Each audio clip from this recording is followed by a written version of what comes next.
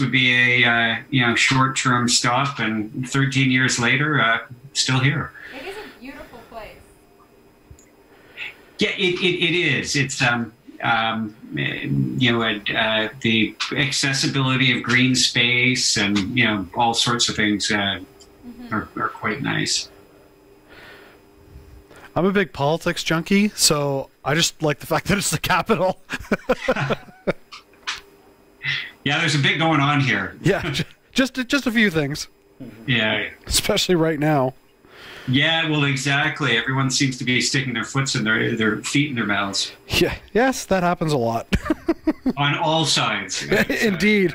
Nobody is immune to it.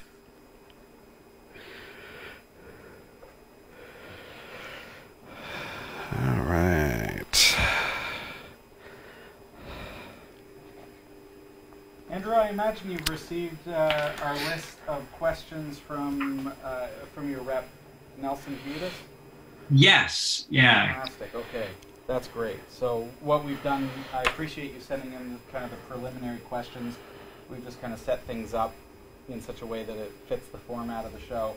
So I hope everything works out very well for you. Yeah, I think the flow looks good. What's your viewership like? So our viewers are fairly technical minded. Okay. They are Linux users. We're very open source centric. So okay. you see that kind of lead in question there with regards to licensing. It's a little bit of an opportunity for you to say, hey, hold up, we're doing something here with OpenWRT. And here's an opportunity for you to share that with the viewers. Perfect. Yeah. Now, would it help if we have maybe a link to the GitHub repository? Sure. Maybe after the show? I'm going to have to email somebody to get the proper link, though. Here. Sounds good. Yeah, I'd be happy to include that in the show notes. We do include... Below the show, I include some links, so that would be a good opportunity to be able to share those. Not necessarily in keeping in mind that our viewers are not necessarily the developers that are going to be impacted by this, but they're going to be impressed by the open source nature. That's for sure. Well, yeah, and just putting the link out there, I think that's great. Someone has an inkling to use it. I agree. Cool. Okay. So I've got a couple of little things to set up here just before the show. Just going to get Facebook up and running. We do have YouTube right now, so they can hear you. They can't see you just yet. Okay. We'll test here just to see how things look. You want my mic on? And the sound check is okay? Sound is fantastic. Yes, thank you. Good.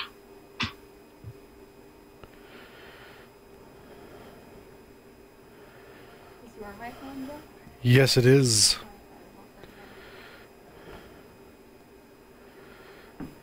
And I'm joined here by Sasha and Jeff from Category 5 Technology TV.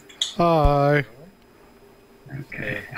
They're here with me. You may not see them on the webcam, but certainly on the live feed they'll be seen. Perfect.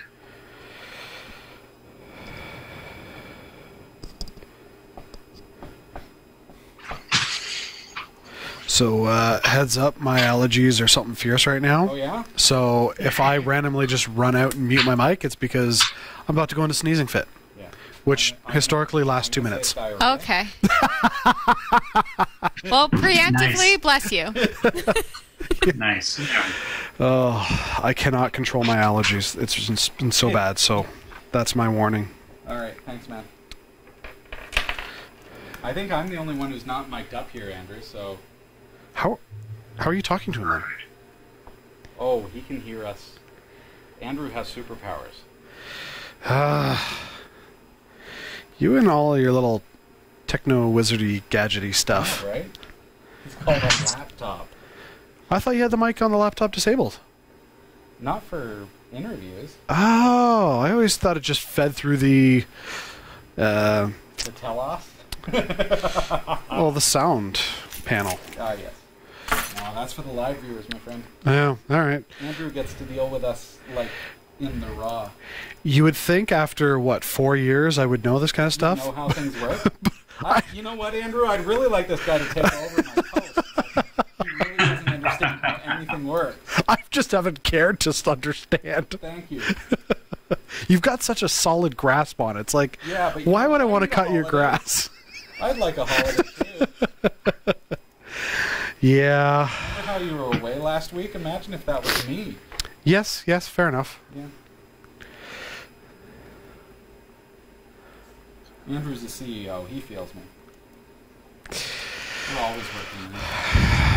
Yeah, see, I'm just, a peon. Come to work, collect my check, go home. Collect a check. Well, here I don't collect a check, but...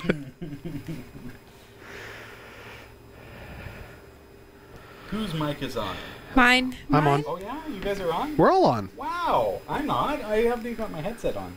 What? Slacker. I'm working on it. So you say Slacker. hello to the Facebookers. Let them know that we're just about on Bookface and All right. YouTube and everything else. Jeff, you do it this time. I did it last time. It's your turn. Okay, fine. Hi, Facebookers. How you doing? We're live. We're just about to get started. Setting up a few things. And you're just going to have to wait, so deal with it. Couldn't have done it better myself. Awesome. Thank you. See, you've got the warm, cheery side of it, and I'm just blunt and straight up. We're here, but we're not doing anything yet. Yeah. We're taking our 15. That's right. That's right. Good times. You have 2 packs here. Do you need... Tupac is here? 2 packs. Do you need the second one, or is that for you? Both of them. You do? I Okay. just need to finish setting up Andrew's shots here first. Ah, okay. All right. Almost there, guys. Again, if I paid attention to what you did, I would know the stuff, but... Yeah, you understand how things work, Jeff. Yeah, I just show up with a pretty face and go home. You didn't bring Jen. That is true. I did not bring... So I did not show up with a pretty... Well played. And in the words of Kelso, burn! It's a miracle. Do you need me to stand in your spot for the camera? No, that's okay. No? I'm just setting up Andrew's shot here. Okay. Just be a second here, Andrew. We're just getting things finalized. No worries. Suppose I should probably hang out in the chat room. I'm in there. Yeah. You could probably defend yourself better if you were in there as well. Really, there's no need to defend myself. Actually, there isn't. People just accept me as I am. Yes.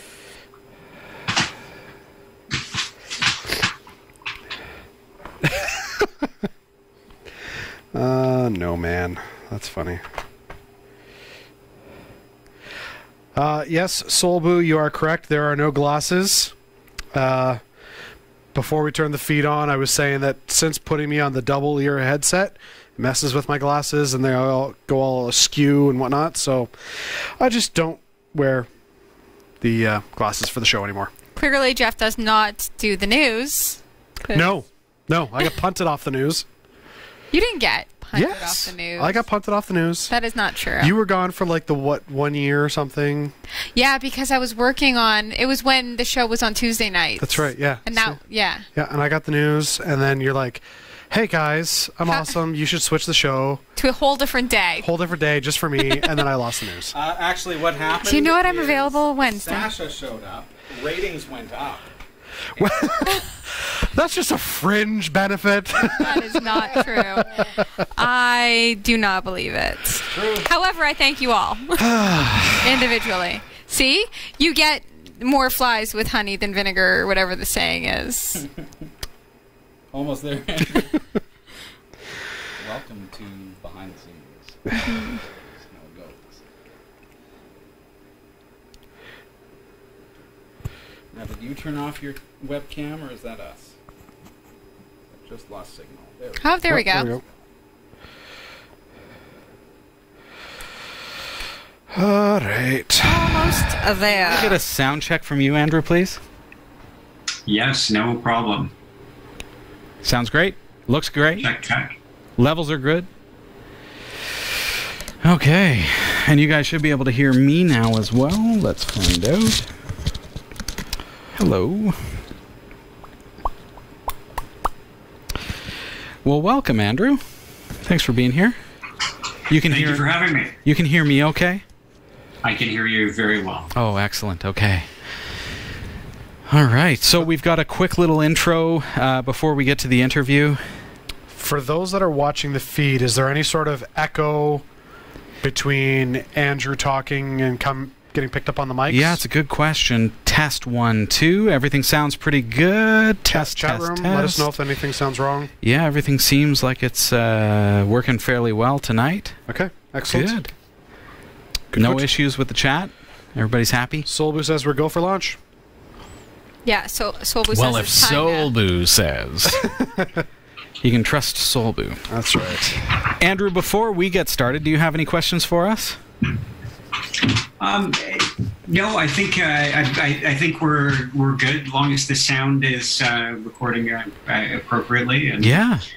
You know what? Everything sounds great. Your camera looks fantastic. So have fun with it. It's very conversational. Our show is very laid back. But we're here to focus on you and your company, and especially the technology. As I mentioned, the viewers are very technologically minded, and so we look forward to learning about how your tech is influencing things and how things are about to change. Perfect, and feel free to ask questions as they come along, or if folks have any from the audience. Yeah, for sure. So that's a great opportunity for you, chat room. And chat, by the way, I really want to commend you for last week's interview. You did a fantastic job. Everybody, you were wonderful. This week is a little bit different because Sasha and Jeff are here. So if you want to interact with our guest Andrew, this is a great opportunity for you. Just a quick heads up for you, Andrew's company. Andrew, while I have you, before we're actually live, at least as far as the recording goes and what's going to go out on cable TV, can you just pronounce your last name for me kindly? It's pronounced Scaffold. Okay, fantastic. So just like it looks, that helps. Perfect. That always helps, That's ladies. a great place to start. Yes, exactly. Okay, so folks that are in our Discord, chat, IRC, wherever you are, if you're interacting with us live, just know that Andrew's company is basically, they have a new technology or an innovative change to the Wi-Fi technology that's going to impact how we all use Wi-Fi in our household, in our businesses.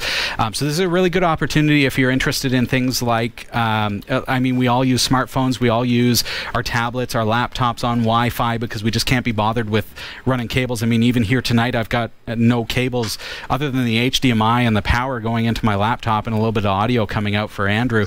This is all done wirelessly. We're broadcasting to you wirelessly here. So, keep that in mind and then think about how technology is about to shift.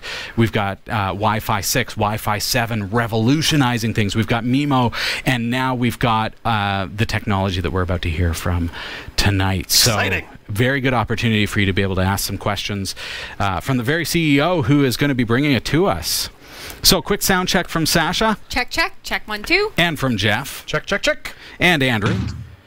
Check, check, check. The thumping is loud and clear. Working fantastic. This is going to be one of those opportunities for the children to run in. Just like the YouTube video. Yes. Yeah. Now, occasionally there we're seeing a dropout in your video. Is that something that you are doing there, Andrew, or is that something that... Yes, that was me. There we go. Okay.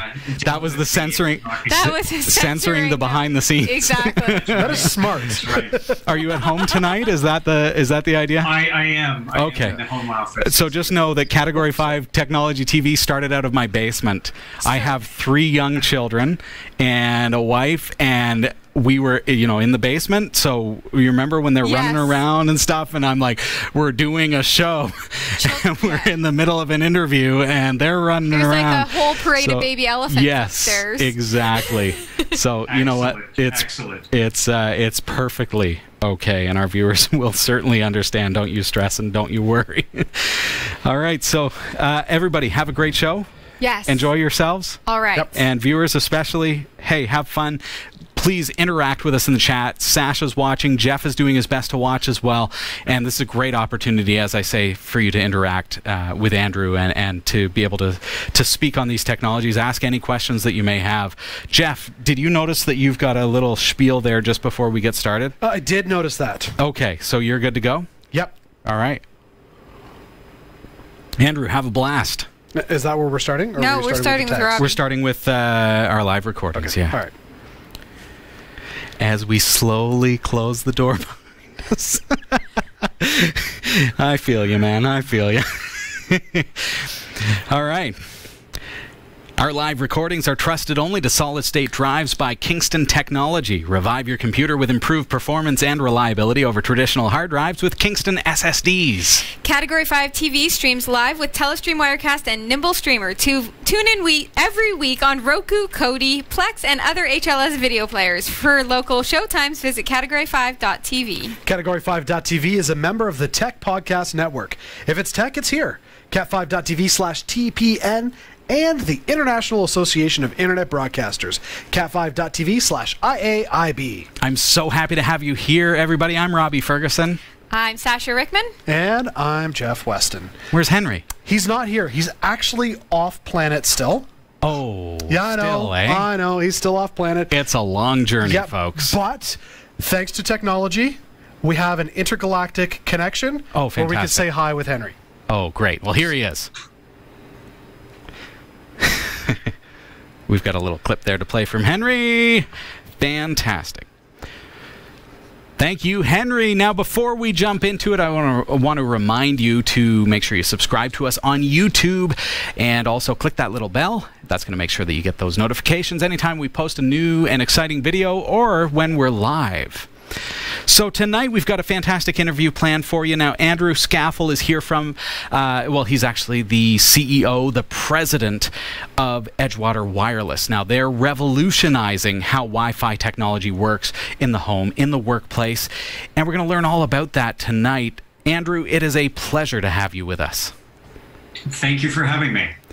Now, could you tell us a little bit about what Edgewater does and how your technology is about to change things for Wi-Fi? At Edgewater Wireless, we make Wi-Fi better.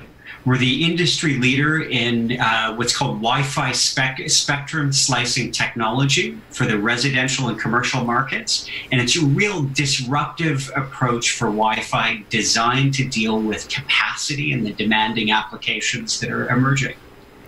I can absolutely understand that. I mean, we work in a studio where, you know, you bring in your, so you're yeah. connected with Wi-Fi Yes. on your phone, chatting with the community here. Yep. You can see our Discord over there. Yep. I'm connected actually with you, Andrew, through Wi-Fi as well. So this communication, I mean, mind-blowing that the communication is happening through Wi-Fi, and you're also communicating with our chat That's on right. Wi-Fi, and eventually things start to get bogged down. Yes. And we've all experienced that at home, at work, right? That's the way of it. Yeah, and Upgrade to a bigger router with more yeah, antennas. that's when our Rokus start buffering and things just All the buffering. aren't quite working. So, Andrew, how is your technology special compared to like the Wi-Fi that we currently have in our homes?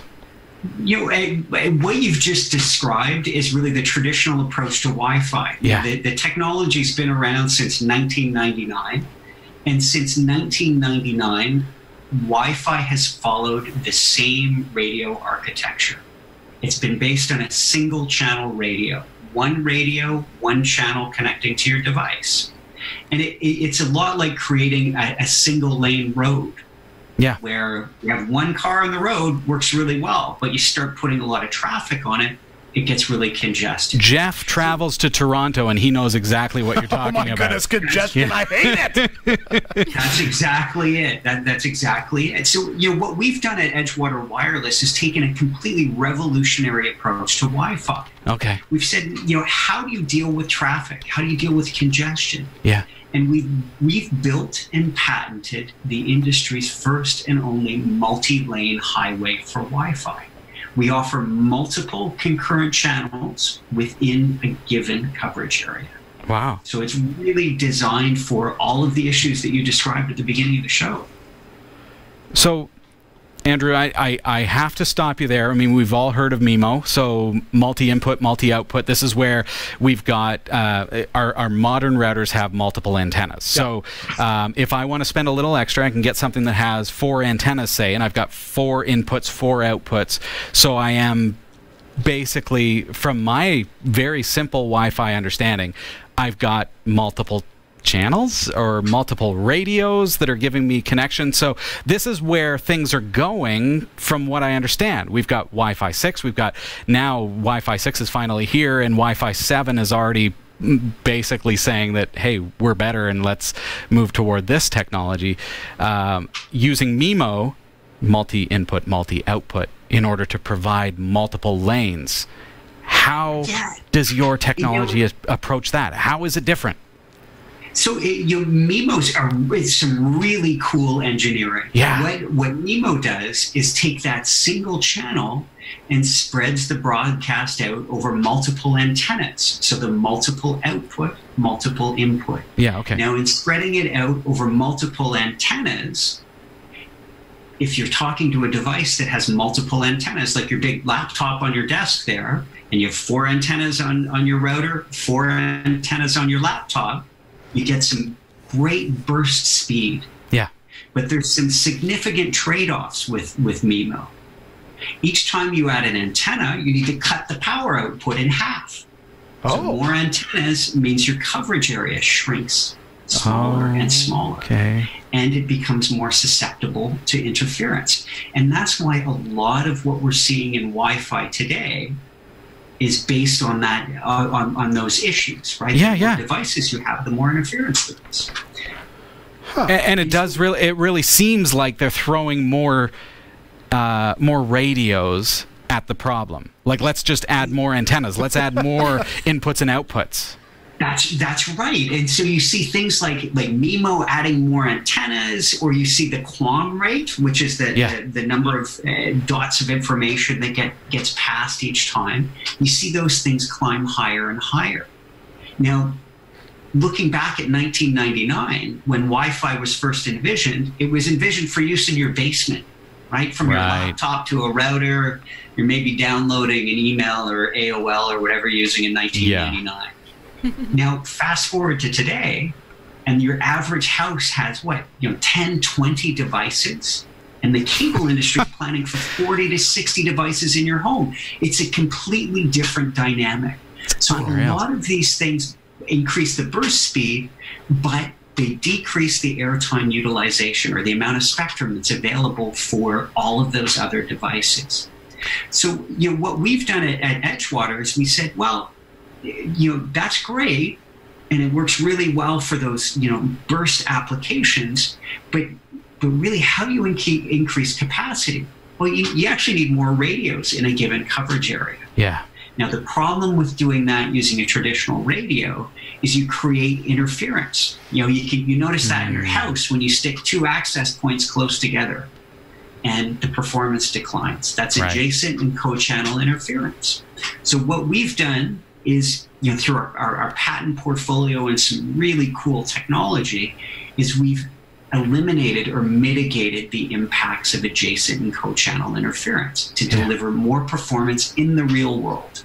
Wow. Jeff and I actually ran into one another at a concert recently. Yes. And what did they have up on the screen? It was some game that the kids play. Game that the kids play. Yeah, it was just one of those interactive games, like something from like Jackbot Games or whatever, where everybody can connect to through the Wi-Fi. Yeah, through the Wi-Fi and through their cell phone to this server within the building. And there was 250 people in the room. Yeah, and you know what, Andrew? I could not connect.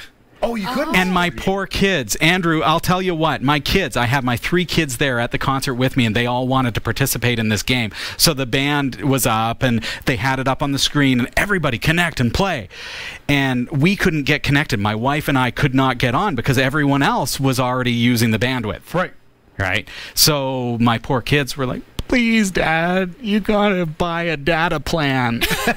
You know, like, this is really what it came down to. And so we were in the situation where in this concert, we couldn't get that connectivity. That explains why you didn't win the game. Yeah, I absolutely I thought you just couldn't even participate. So is this going to open that up to, like, is your technology, Andrew, going to be able to give us the ability to have more connectivity and more devices in a scenario such as that? Absolutely. You know, the biggest challenge in that scenario is the first people to connect take the airtime, right? They take up the time slots available, so nobody else can connect.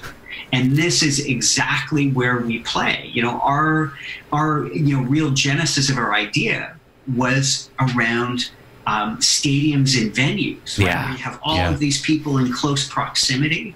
And we've done some extraordinary things there in adding more channels and delivering that capacity. Now fast forward to the home, and what we're seeing in the home now, and in talking to some of the biggest cable providers in the world, you know, up to 40% of their customer care calls are Wi-Fi related.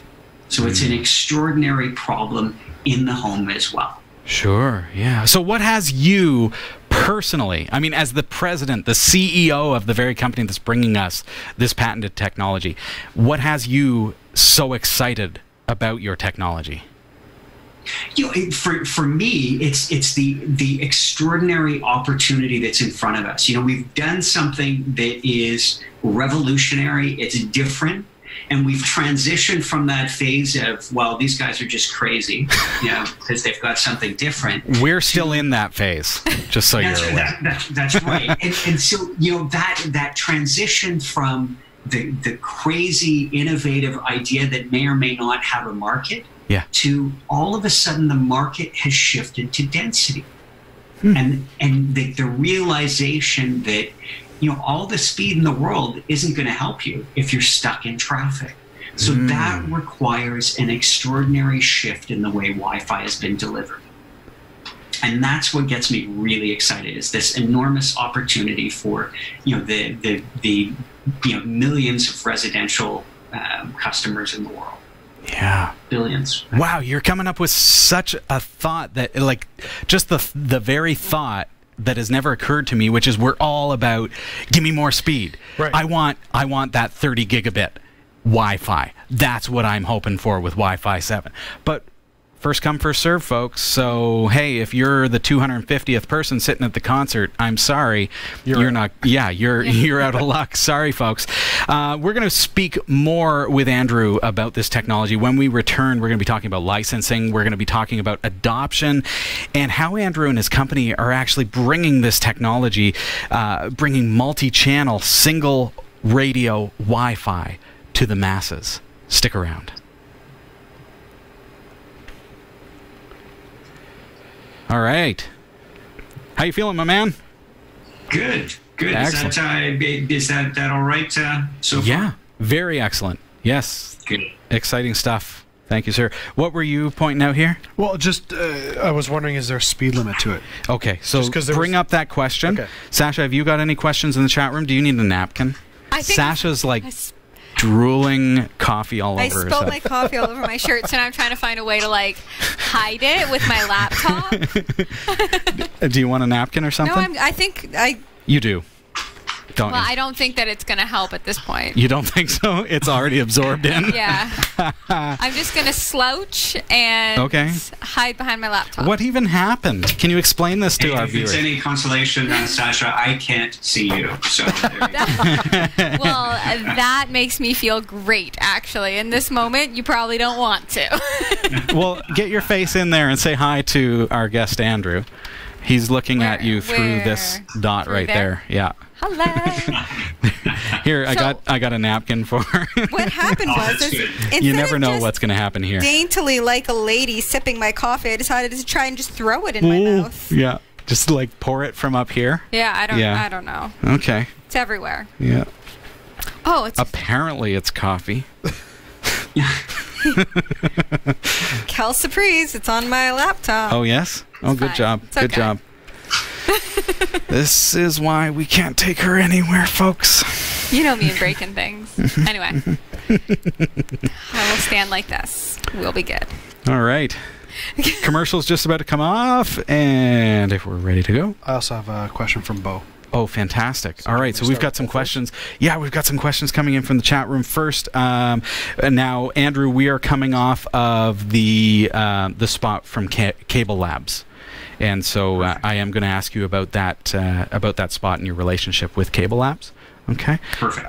If we can do that first, Jeff, just because it's timely, because the commercial just played. Just throw it to me. Okay. Fantastic. I'm speaking with Andrew Scaffel. He's the president and CEO of Edgewater Wireless. Now, Andrew, before the break, you mentioned a particular technology, which I'm curious about. You called it Wi-Fi spectrum slicing. Now, it was a quick mention, but I have no idea what you're talking about. Can you explain that to me? So Wi-Fi spectrum slicing is simply taking the scarce spectrum and slicing it up, and allowing more independent channels to operate within the space. So it's a really revolutionary approach to the way Wi-Fi is delivered. So so we're taking an existing connectivity, I'm just trying to get my head around this, Andrew. So understand, I want to be a little bit of a proxy for my viewers. I want to understand this, but I also want my viewers to vicariously understand this through me. So are we taking an existing single channel radio and splicing it up in such a way that it is now accessible with more inputs and outputs simultaneously? Is that what we're talking about? That's right. So if you look at Wi-Fi, it's either in the 2.4 or the 5 gigahertz spectrum today. Right. We can take the 2.4 gigahertz spectrum and slice it up so you can pack more radios operating, transmitting and receiving within the given area. Right. In 2.4, that's 3 concurrent channels. In 5 gigahertz, we're shipping 3 channels today, but that's going all the way up to 9 concurrent channels. Wow. So it's a phenomenal shift to the capacity available. Fantastic. We all know about full duplex and bidirectional data travel. And, if we only have unidirectional data, well, if I'm sending data, I can't receive data at the same time. Right. I need that constant bidirectionality of the technology. And we're talking about opening that up into a wider space. Now, just quickly, before we get into viewer questions, we've got some questions that have come in on our chat. Jeff, you're standing by. Sasha, you're standing by. And folks, if you happen to be watching live, you are one of the chosen few, and you've got an opportunity to ask those questions in our Discord as well as IRC. Yeah, it's a great opportunity for you to get those questions in. Before we get into that, Andrew, we saw a short commercial there from a company called Cable Labs. And so I'm curious, with your company being Edgewater, how you are related to Cable Labs. What is the relationship there so that we understand that? So Cable Labs is the non-profit innovation and R&D engine for the global cable industry. Now, as part of Cable Labs, they have an accelerator program called UpRamp, and we're an alumni of the UpRamp Accelerator Program. And the program is really designed to get new and emerging technologies introduced into the $500 billion cable industry. So it's been a real extraordinary experience for us, and Cable Labs is really the guiding hand bringing new technologies to that industry. Okay. Very cool. I think I've just got Discord back up and running. Cool. Good.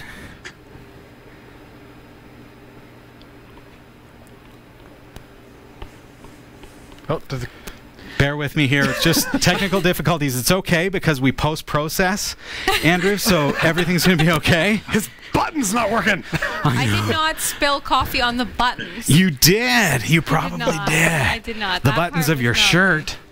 All I did was write one note, and the whole thing blew up. Okay. Oh my goodness. How did this even happen? What's going on? There it is.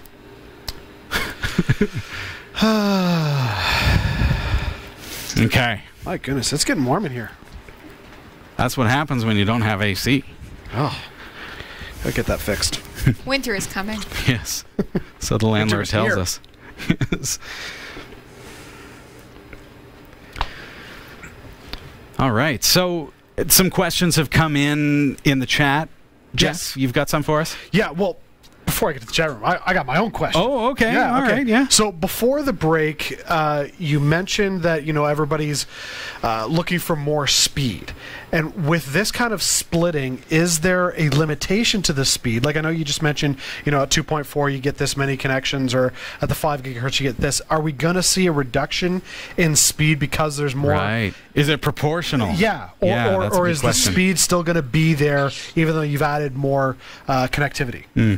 Well, this is the interesting thing. As we talk using Wi-Fi over video, the thing that impacts your video the most is not the speed of my connection or your connection, but it's the latency or the delay. Right.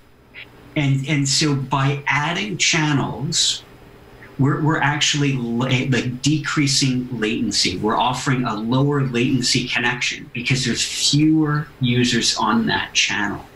So the speed, is sort of, it's sort of that glittery object that the marketing people put out in front of you, but your viewers and you and I know that it's actually the latency that makes your video pixelate. Right. And so our focus is really reducing latency and offering those more channels. Okay. Very interesting point, and I love that we're taking a real step away from viewers. If you're noticing this, we're taking a step away from the marketing speak, like the stuff that you hear, the stuff that you read on the back of your router box when you're standing in the big box store trying to pick which router to buy. So we're stepping away from all that says this is the fastest, this is the best, this is the one with 5 antennas, this is the one with 8 antennas, right? And we're saying, okay, well, this is what really matters to the user. Right. So is my Skype call going to drop? Is my YouTube video going to buffer? And if my kids are using their phones and their tablets and I've got the computer and my laptop on my lap, am I going to have buffering? Right. That's really what it comes down to, because I don't care about the numbers. I really just care, how does it work for me? The actual functionality. So then to draw that parallel to the highway, you still have the 100-kilometer limit for the highway. Sure. But you've now got 36 lanes to work with instead of 2. Could you imagine? So there's more cars that can spread How out. fast could you get to Toronto? 36 lanes, I could go pretty fast until the cops Even show just without having to stop, right? Exactly. I mean, it's an interesting perspective. Yeah, I love it. It is. Now, I mean, as we're talking about this, I mean, we're sitting here, I'm hearing kind of about the nuts and bolts of this for the first time. I'm getting excited, and the chat room's getting excited too. I've got 2 people, Blokey and Ameridroid, both going, can I get this now? What's it going to cost me, and how much can I get? Yeah, when can I where get rid of it? where do I throw my dollars, my dollar bills? Can I just send those to you? That's it. That's exactly it. So for us, the real catalyst to bringing this to market has been our work with the global cable providers. Right. We count the 5th largest cable operator in the U.S., a company called Mediacom, as one of our customers. They're using us at resorts in areas that are really struggling with density. Right. We're also working with 4 out of the top 5 largest cable operators in the world to bring our technology to market in the home. Okay. And outside of the cable space, our largest customer to date is the 2nd largest retailer in the U.S., a company called Kroger Corporation, that builds their own access points for use in their stores. Wow. Right. So it's a really exciting time for the company. That's cool. So what I need to know is, where does this technology stand from a licensing standpoint? I mean, people say, why are you called Linux Tech Show when you're always talking about Windows? And it's like, okay, well, we have a mindset here where we care about open source. We love open source. We love Linux. I want to know, is this something that's going to be available to the open source community? Let's just put that out there. I know it's a loaded question. I'll leave that with you, Andrew. That's it. For us, the Linux environment is extraordinary, right? The reach and the number of developers available and things is just phenomenal. So what we've done through our work with Cable Labs on the emerging dual channel Wi-Fi standard. So that's really about taking multiple channels and terminating them on a device to offer significantly lower latency. Yeah. So we've actually taken that dual channel Wi-Fi code, which was co-innovated with Cable Labs, and we've released that to the Linux OpenWRT community. So that's available today, that you can put on your routers and offer a dual channel capability. Okay. And where that goes. Hold just 1 second.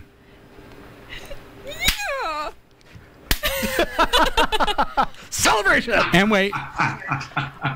One for you as well. Yes. I didn't mean to interrupt, but that had to be done. It's really cool stuff. So, yeah. For us, what's really exciting about that standard is it's taking the current Wi-Fi implementation and saying, you know what, you've got a primary channel, which is sort of your standard Wi-Fi channel. Yeah. And then for a latency-sensitive application like your Roku or your Xfinity box on your TV, sure, take that data and put it off on an uncontended channel. Reduce the latency. So that link becomes very, very solid. Are we almost touching on like a Wi-Fi specific channel? Like, I'm just throwing this out here, okay? We haven't had this discussion before. Is this almost like a QoS, quality of service of Wi-Fi? Like saying, okay, your Roku is streaming video, so I want to give bandwidth to that. Whereas your kids chatting on Facebook isn't really needing as much bandwidth, so we can kind of say QoS says, let's give it mostly to the Roku. Is that kind of what we're having happen, but at a channel level? That's right, and that's really the power of the applications like dual channel Wi-Fi. Yeah. And the platforms like Wi-Fi spectrum slicing. Like my house is a great example. My kids are playing Fortnite or whatever the game is. On probably Fortnite. Yeah. Probably, exactly. I've got my own channel, nice and uncontended, and we've got our alarm system, our door, door alerts, everything on their own, low quality of service channel because they don't use a lot of bandwidth. But that's what it's really all about, and that's what Wi-Fi spectrum slicing opens up, and applications like dual channel Wi-Fi really take advantage of that. So all I got out of that entire statement was there is a dad channel. That's right. So with that splitting, is that something that in the back end firmware of your router you'll be able to see those individual channels for your devices?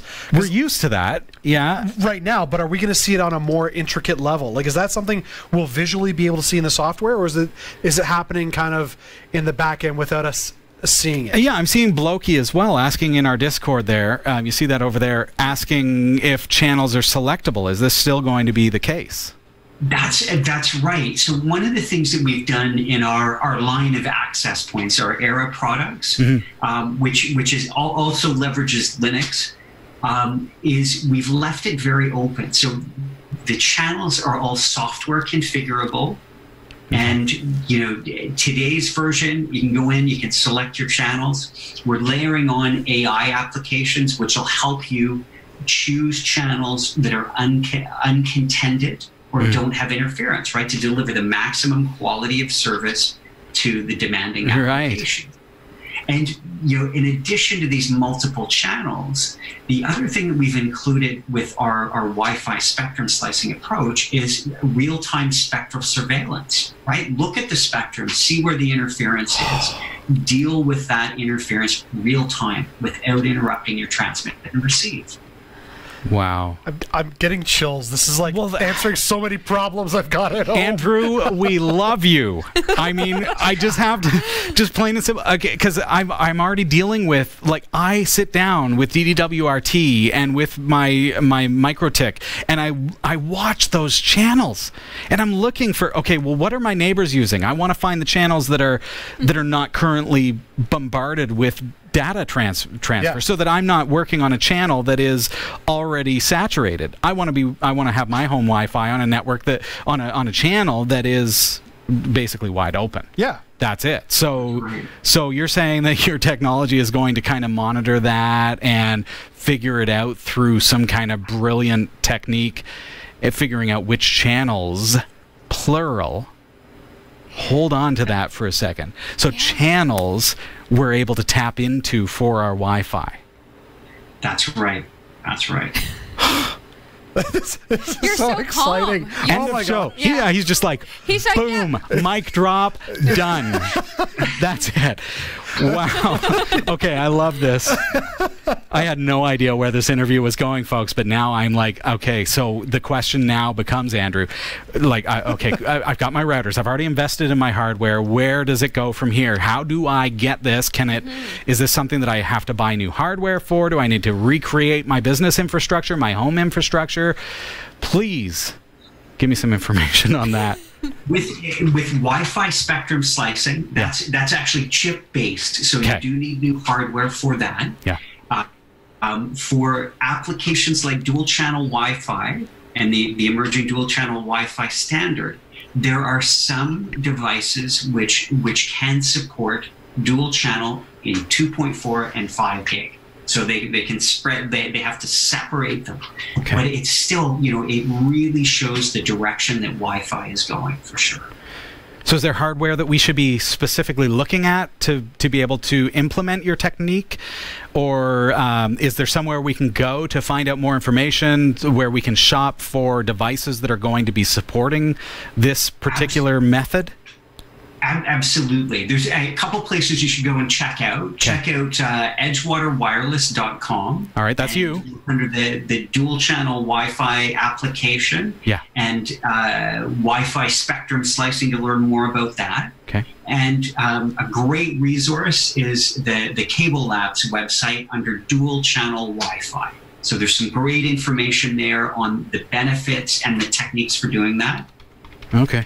And you can actually go to GitHub and you can download the OpenWRT software. Okay, what I'm going to get you to that is fantastic. Okay, OpenWRT is a router firmware you can install on your existing router. So, Andrew, what I want you to do is just after the show, I want you to private message me that link. And what I'm going to do for you viewers is, if you're watching this on demand, if you're watching this on cable TV, it's okay. Just go to our website, Category5.tv. You'll find episode number 624. Yep. And I'm going to have that link there. If you're watching this on demand, if you're watching this on YouTube or wherever you are, just check below in the description. I'm going to have that link for you. So, Andrew, I'm going to share that GitHub link so that people can get a hold of that OpenWRT as well. How soon? So, OpenWRT is available now, it sounds like. How soon are we going to see this technology available basically on a grand scale? On a grand scale, so for Edgewater Wireless, the next step in our evolution is really to license Wi-Fi spectrum slicing to some of the big silicon manufacturers, the likes of Qualcomm, Broadcom, etc. Yep. And that will bring the mass scale that all your viewers want to see. Oh, fantastic. Well, Andrew, thank you so very much for your time. A reiteration that the website to go to is edgewaterwireless.com. Links are below, and find out more information about that. I love where you're going with this technology, and I need to get this in my home. Oh, yeah. Absolutely. I want this here in the studio. Yeah, at the studio. Yes, that would be probably a good idea. Yeah. Andrew, thank you so much for being with us here this week. It's been a pleasure. Excellent. Well, thank you very much for having me. Cheers. We've got to head over to the newsroom. Sasha, if you're ready, I'm going to throw it over to you. All right. Andrew, thank you, sir. Thank you. Now, I saw a child trying to peek their head out there. Oh, you did? Oh. Do they want to come and say hello? Yeah. Bring them on out. Just bring them on out. Hey guys, did someone stick their head in here? Can you come here? Oh, come and say hi. It's okay, guys. It's okay. Hey, how are ya? What's your name? Owen. Hi, Owen. I'm Robbie. My oldest is named Owen as well. Oh, yes. Yeah. Jeff is here. Hi. Sasha's Hi, here. Owen. I'm Sasha. Hello. I hope you can see us all, but we're all here. Your dad did a fantastic job of the interview. Everybody in the world is now excited about Edgewater. Thanks, bud. Well done, sir. Thank you. Thanks, Andrew. All the best, and thank you so much for being a part of the show tonight. I'm going to have this link. I'm going to have the video up.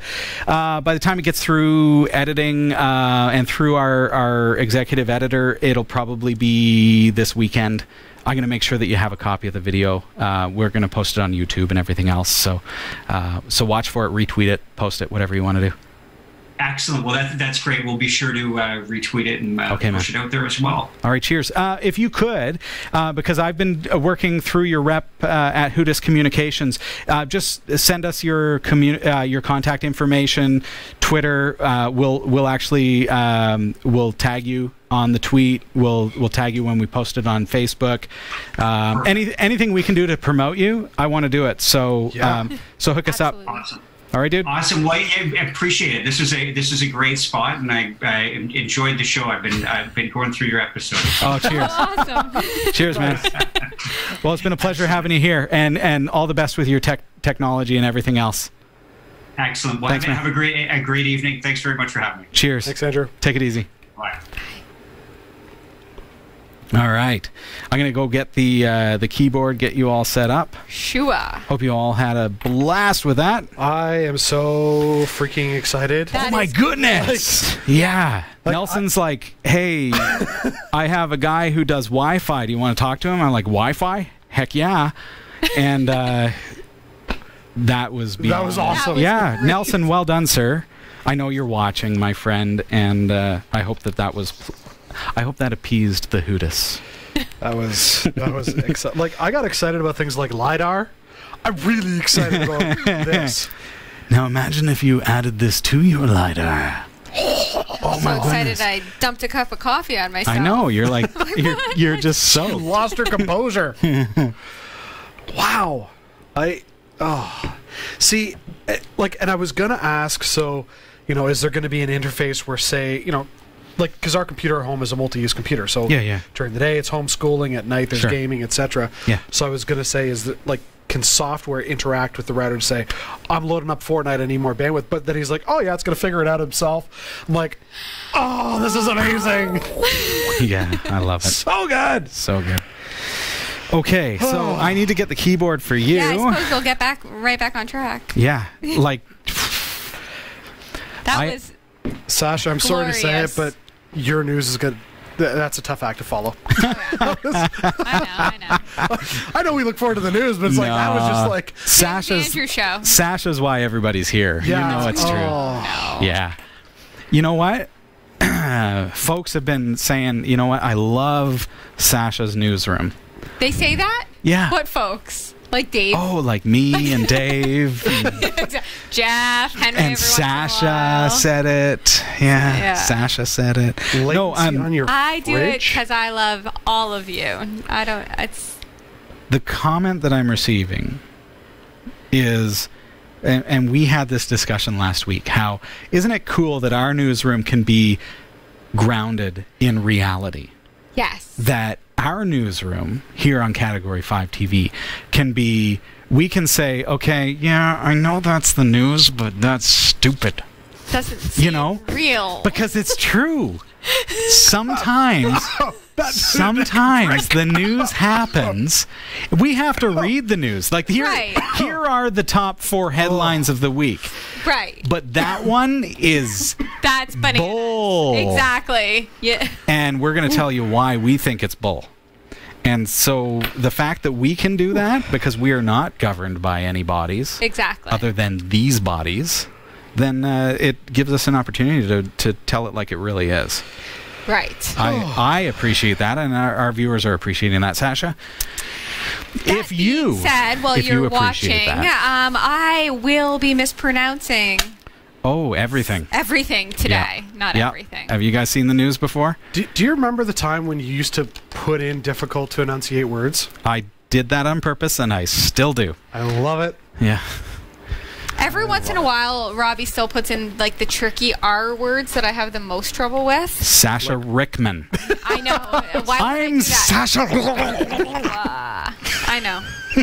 Anyways, this is different. This is like towns in Sweden I'm talking about today. Okay. Yeah. I'm going to set up your shot because it is by far not set up. Oh, is it not? You only need half a Jeff. Well, we had an interview, so I've changed everything. So let's Okay. get that into. Well, my shirt has dried, and luckily, fantastic. I am not wearing a light color where coffee stains Yes. show. Yeah. Yeah. That would ruin everything, That's Sasha. the one, Marshman. Winrar? That's the one. Can't do it. Can't do Winrar? Win. Winrar? Winrar? I can't do the Winrar. I cannot do it. That's You're like, Sasha, we'll give you $100,000 if you say this one word. Wah, wah, wah. All right, Ronald I'm the working on race that. car Just driver. picturing setting like this up. Sasha on Minute to Win It. It's like, say Winrar. Look up. Oh, sorry. Oh, Setting that's up okay. my shots. That's Yes, right. I am indeed setting up shots. I have obligations here, Sasha Rickman. And I'm like the flaily inflatable arm guy at the used car shop. Now, does anyone Sodium. here need a coffee? No. Who said sodium? Mine is empty. The foo put sodium. Oh, the- Oh, the foo. The foo. Did I say that wrong one? No,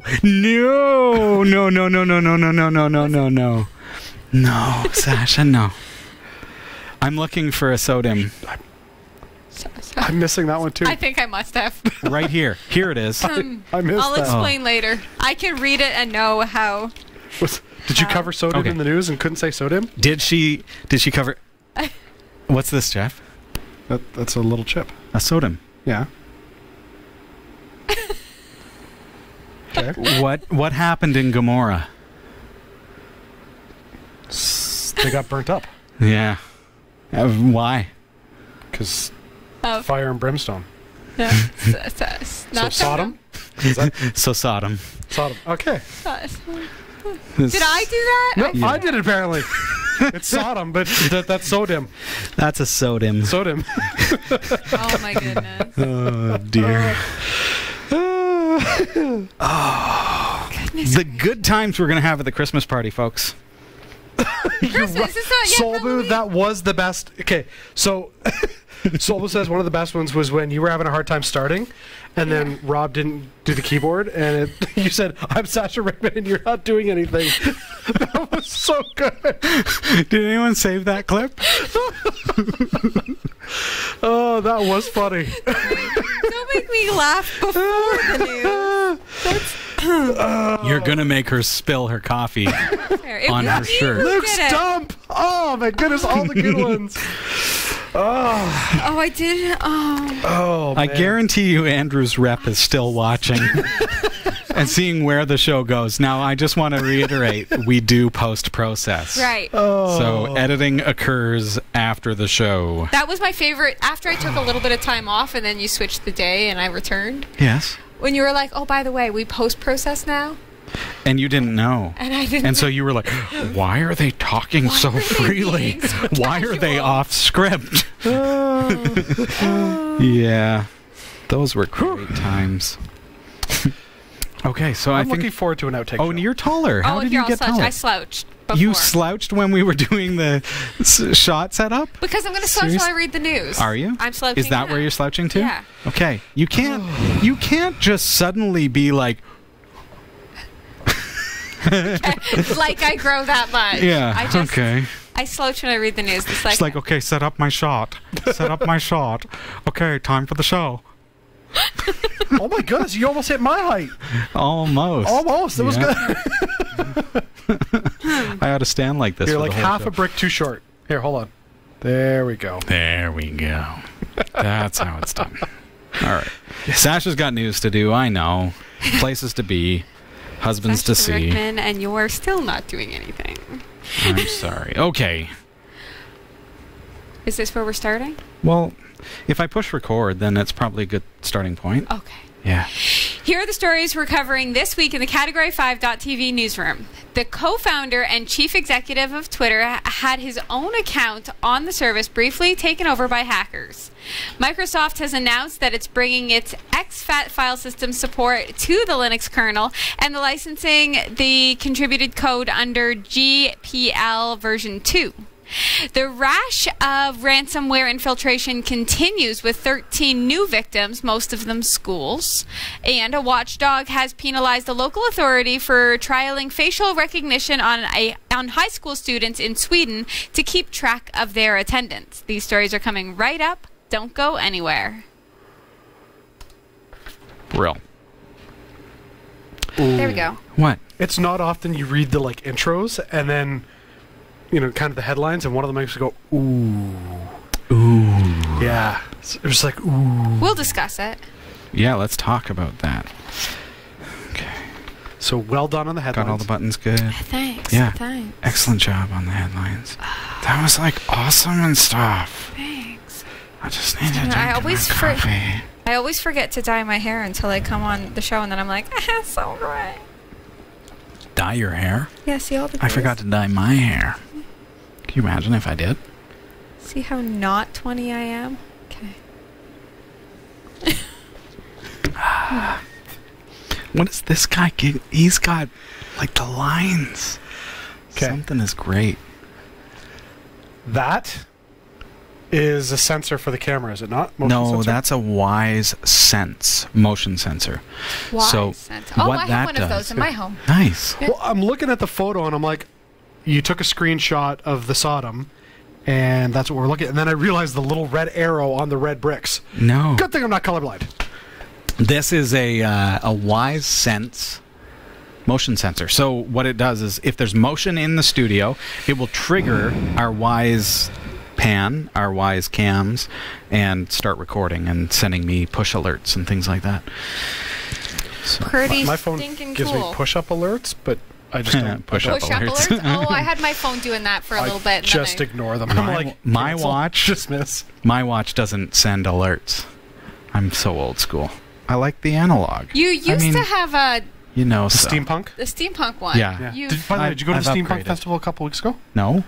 Should I have? There was a Steampunk Festival. Anytime there's a berry Berry? festival, I'm like, pfft. We No, it took was, the kids to Comic-Con, and it was I like... think it was in Aurelia. What? It's Barry. Comic-Con. Okay, can we get back to my part? All right, yeah. Come on. All right, back to the Sasha show, folks. All right. It's like going to Snowfest in Texas. Goodness gracious. I'm Sasha Rickman, and here are the top stories we're following this week. The co-founder and chief executive of Twitter had his own account on the service briefly taken over by hackers. A group referring to itself as the Chuckling Squad said that it was behind the breach of Jack Dorsey's account. The profile, which has more than 4 million followers, tweeted out a flurry of highly offensive and racist remarks for about 15 minutes. Twitter says its own systems were not compromised. Instead, they blame an unnamed phone service provider, saying, quote, the phone number associated with the account was compromised due to a security oversight by the mobile provider. This allowed an unauthorized person to compose and send tweets via text message from the phone number. That issue is now resolved, end quote. A source at the company confirmed that the hacker had used a technique known as SIM swapping or SIM jacking in order to control Mr. Dorsey's account. This isn't the first SIM swapping account we've reported on. You may remember several months ago when we talked about how an AT&T allowed an attacker to steal Bitcoin. SIM swapping itself is most often a social engineering attack on its onset. It allows an existing phone number, in this case one associated with Mr. Dorsey's account, to be transferred to a new SIM card. It's usually after the attackers trick or bribe customer support staff at a mobile provider to make the switch. In this case, by taking control of the number, the attackers were able to post tweets via text message directly onto Mr. Dorsey's Twitter account. While the security lapse appears to have happened outside the company, it is still an embarrassing incident for Twitter. Mm-hmm. I mean, I get that it's kind of an embarrassing thing for Twitter, but at the same time, it's not their fault. So they say. Well, no, but I mean, sim hacking is. I'm like, okay, well, that was some good brandy, and No, but I mean, like, it does happen. I mean, at the end of the day, that is a vulnerability within Yeah. the cell phone system. I mean, and it does happen all the time. we may not realize that. Should we just assume that everybody who tweets obnoxiously unrealistic and ridiculous tweets probably have been SIM swapped? And they're not actually speaking on their own? No, Could be the Not case. that we're pointing any fingers.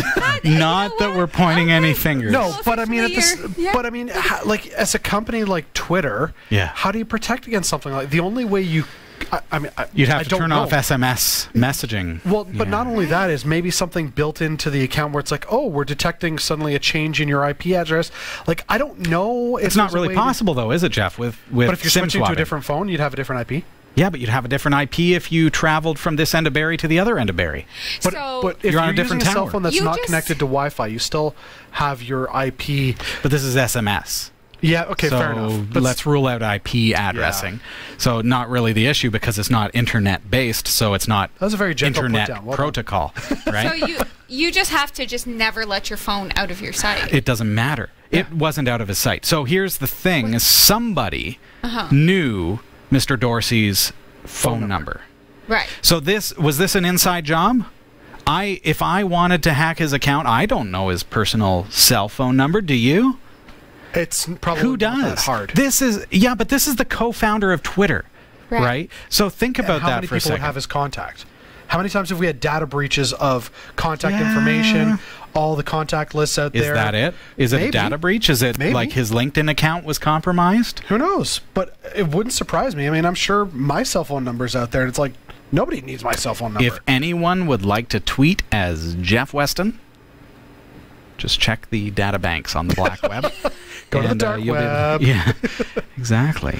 Yeah, I mean, it's unfortunate that it happened, but at the same time, I'm going, at least it wasn't a security breach. It wasn't something that Sure. rocks the foundation of Twitter where people are like, oh my gosh. But doesn't it? Right.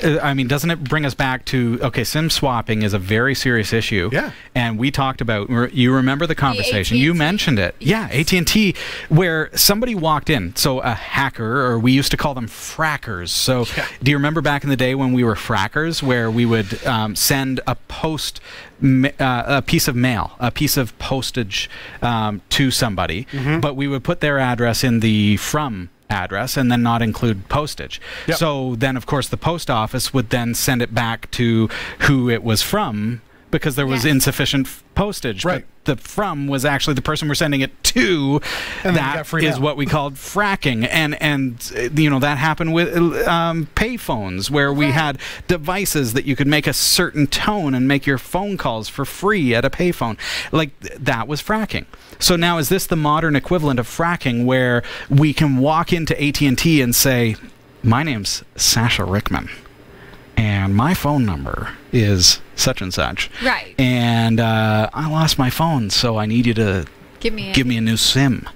Right? So then this new SIM card now goes in my phone, and now I can dial, I can authenticate, I can two-factor authenticate against Sasha's accounts. Yep. Because Yes. I am her phone number, so I can receive SMS. Right. That's some scary stuff. Think about that as you think about what kind of two-factor authentication you have on your accounts.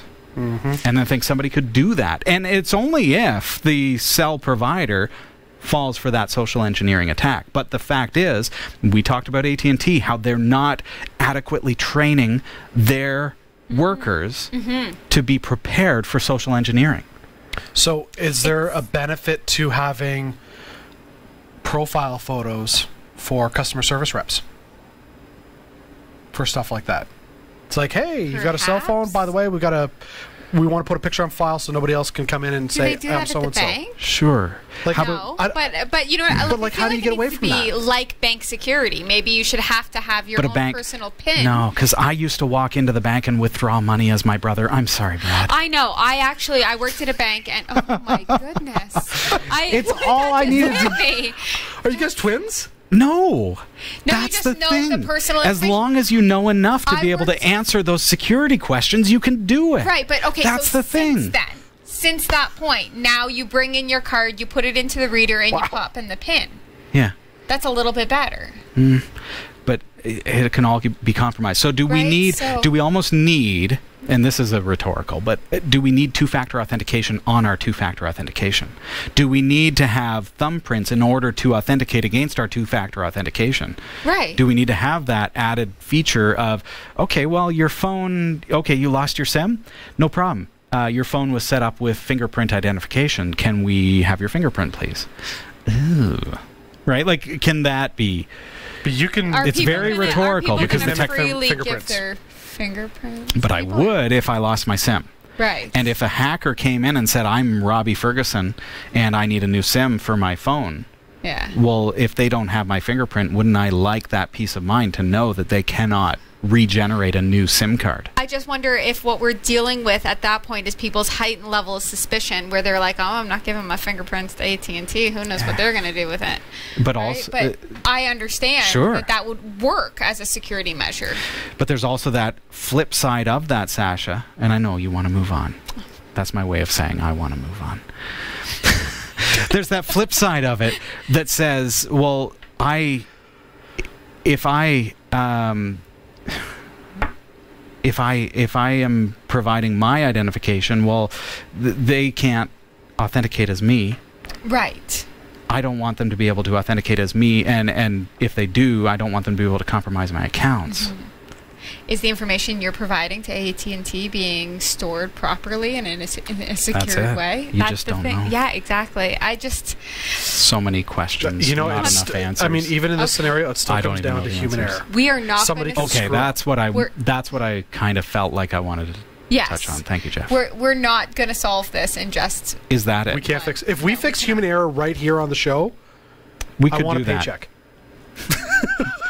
So as long as the cell phone provider, I think this is where Jeff would go with this, right?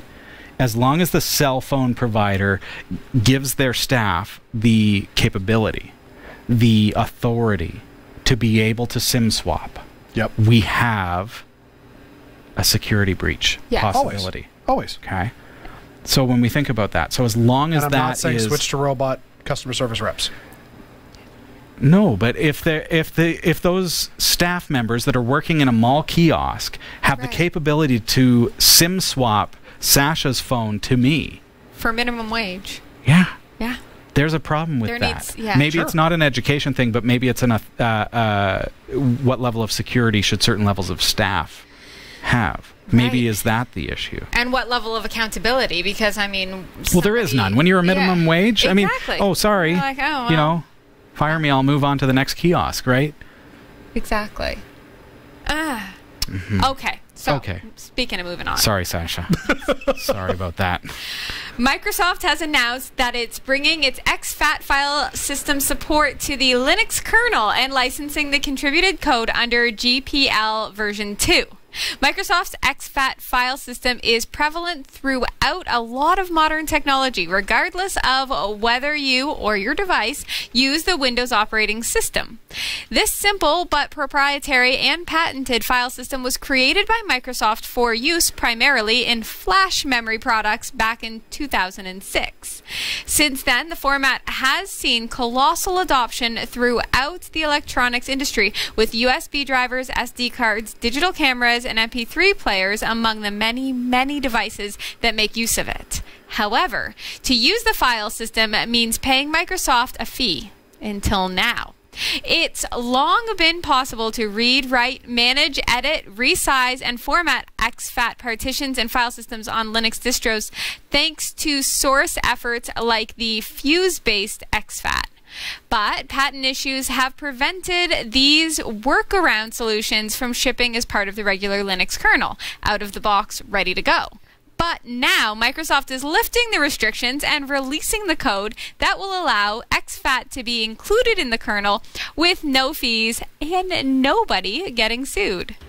Okay, I love this. You know why? Why? My video recorder for screencasting doesn't support exFAT for this very reason, because the patents. Right.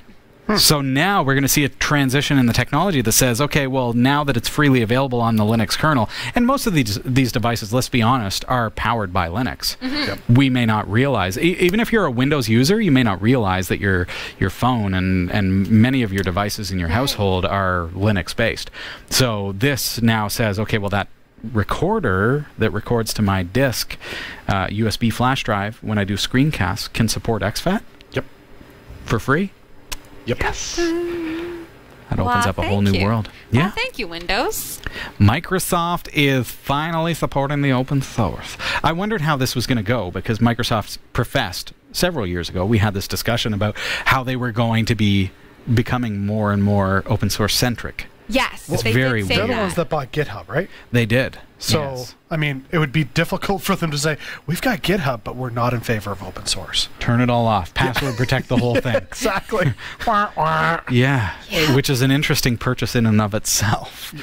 But now they have access to the world's source code Yes. in such a way that, you know, they can adopt that into their own code base. That was it. Yeah, it was a smart move for them. Sure. And so sure was is. this. So thank Yes. That's right.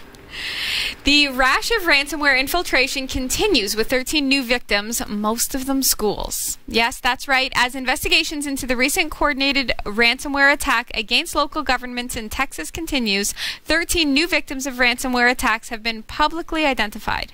Besides schools, the victims also include an Indiana county, a hospice in California, a newspaper in Waterton, New York. The ransomware involved in the Texas attacks, which hit 22 local-level government entities, has not yet been identified. Multiple sources have suggested that the Texas attacker gained access through a managed service provider that the local governments had all in common, but that has not yet been confirmed by state officials. In the case of this latest batch of attacks, Ryuk ransomware has been identified as the malware used on at least 3 occasions. The Rockville Center School District initially received a ransom demand of $176,000. The district's insurance company negotiated with the ransomware operator, reducing the payout to $88,000, and the school district paid a deductible of $10,000. There's no word on whether other victims have paid the ransom yet. As new attacks become public, it's worth remembering the fallout from such attacks can add up quickly in terms of dollars and requires a lengthy recovery period. The leadership of Baltimore City, hit by a ransom attack in May, recently announced that $6 million of the money needed to cover the city's more than $10 million ransomware cleanup operation would be pulled from funds earmarked for upkeep of city parks and public facilities. So far, the Robinhood ransomware cost the city over $8 million in lost revenue and interest on deferred revenue. Baltimore has also been considering a contract for $20 million of cyber liability insurance plan. Yep. Exactly. Yeah. Why? Okay. Are you angry, Jeff? Are you angry, Baltimore residents? What bothers me... Take your kids to the park, and as the swing hangs from one chain, ask yourself, was this worth it? Like, I mean, the whole story just kind of grinds my gears. But that last little statement that they're thinking of buying $20 million in cybersecurity insurance. How about a IT backup? Staff and proper backups and everything could 20 million get them? Like, this is where I want to throw my pen and walk off. Yeah. Yeah. You know what? See you, Jeff. Have a great night. Baltimore, look at what you've done. We've lost a great co-host. I can't say enough. Okay, all y'all just need to watch the show. Why are you doing these things in such a way that will affect, like, not only you and the services, but then the people beyond? A hospice? Like a hospice now.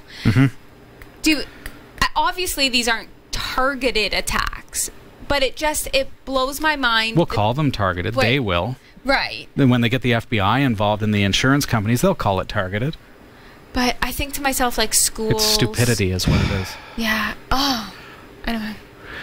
what really jabs my butt about this, Jeff, is it seems apparent. I mean, if I'm going to pay $88,000 to a ransomware individual or group, so this is a group that just simply installed a program that encrypted their files. If I'm going to pay $88,000, how much do you want to bet I didn't spend $5,000 on my backup that year? Yep. Right. Okay?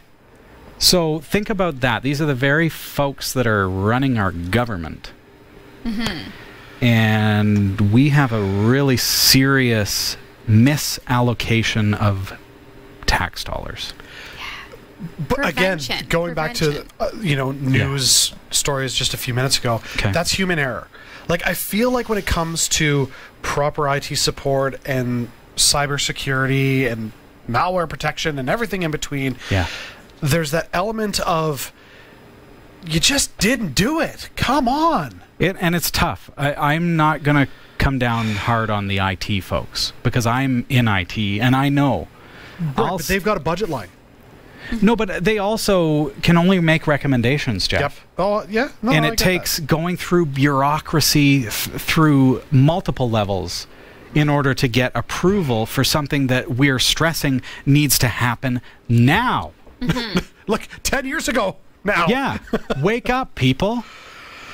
So when they pay the ransom, they're still at risk for future attacks. Oh, sure they are. Completely. Did we inoculate the issue? No. Did we patch the systems with that fee? No. So The IT crew still has to take care of the cleanup. Still has to. What are we going to do? Pay $88,000 and trust the hackers not to hack again? Right. No, the back doors are still there. Exactly. At that point. All they've done is given you a key for $88,000. Here's your decryption key. 256 bits of text. More. Right. Yeah. Oh, of course it does. Yeah, these aren't our average. And the sad thing is, I'll say it's not your normal good guy, but the sad thing is, a lot of cases, these are teenage kids that just simply don't know any better, and they just made $88,000 off the government, and they're thinking, "Oh my gosh, payload." Yeah, doing I that figured again. out a way to make tons of cash, and then they'll go to jail eventually when they're 26 years old and find themselves at the mercy of the government and not understand. They don't understand the lives they affected. Yeah. And it's not fair to them. It's not fair. Like, kids growing up. And when I was a kid, I was a hacker and I was doing malicious things, but not anything damaging. I didn't ever do anything that couldn't be undone. And I didn't charge anyone a fee to undo it. But I still had to have a stern talking to. Oh, sure. I had to have a stern talking to at school. And as kids are growing up now, I mean, they're way more advanced than I was in my age because technology is there from the moment they're born. Right. So this is a dangerous thing that they're setting by, hey, let's pay $88,000. No. Pay your IT department to give you proper backups, proper encryption. Turn off RDP, you idiots. Lock down your firewalls. Right. Yeah. Comment below. Just comment And guess below. what? We have more news. Oh, do we? We do. Please tell me it's good news, Sasha. Yeah. A watchdog has penalized a local authority for trialing facial recognition on high school students in Sweden to keep track of attendance. The Swedish Data Protection Authority, or DPA, fined the Skellefteå municipality the equivalent of about $20,000 US for ignoring a privacy law. The trial involved tracking 22 students over 3 weeks and detecting when each pupil entered a classroom. This is the first time that Sweden has ever issued a fine under the GDPR. The General Data Protection Regulation, which came into force last year, classes facial images and other biometric information as being a special category of data with added restrictions on its use. The DPA indicated that the fine would have been bigger had the trial been longer. According to technology magazine Computer Sweden, Swedish authorities decided to investigate after reading media reports of Anderstop's High School's trial.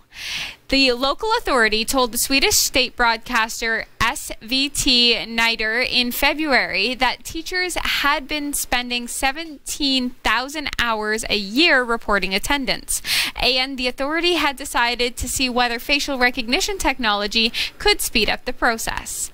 The trial, which took place in autumn of 2018, had been so successful that the local authority was considering extending it.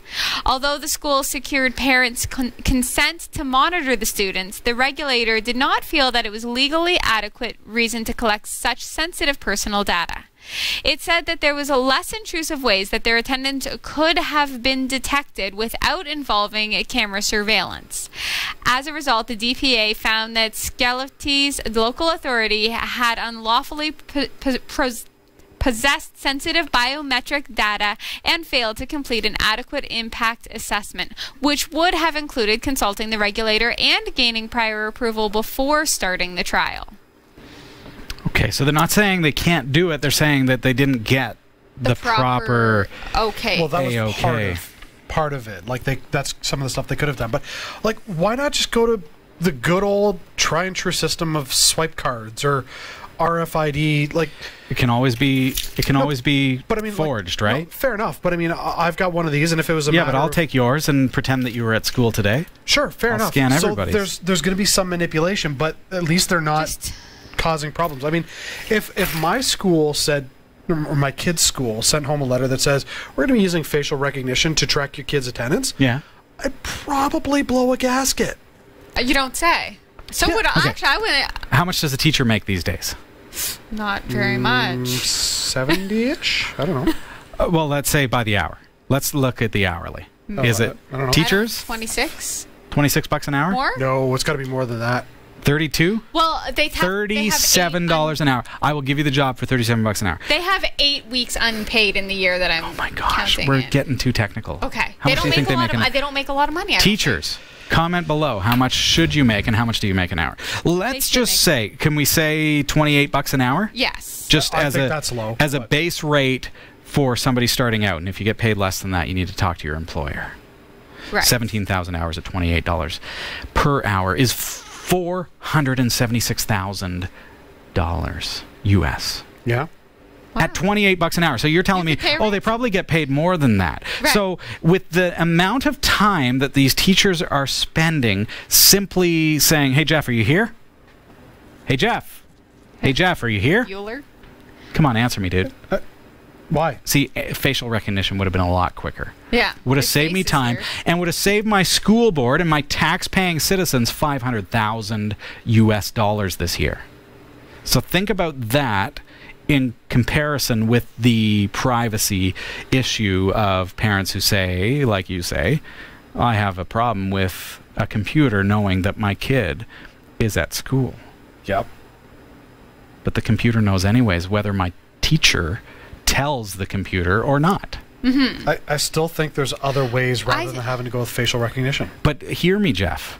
The I hear computer, you. I just don't the agree with you. computer knows anyways.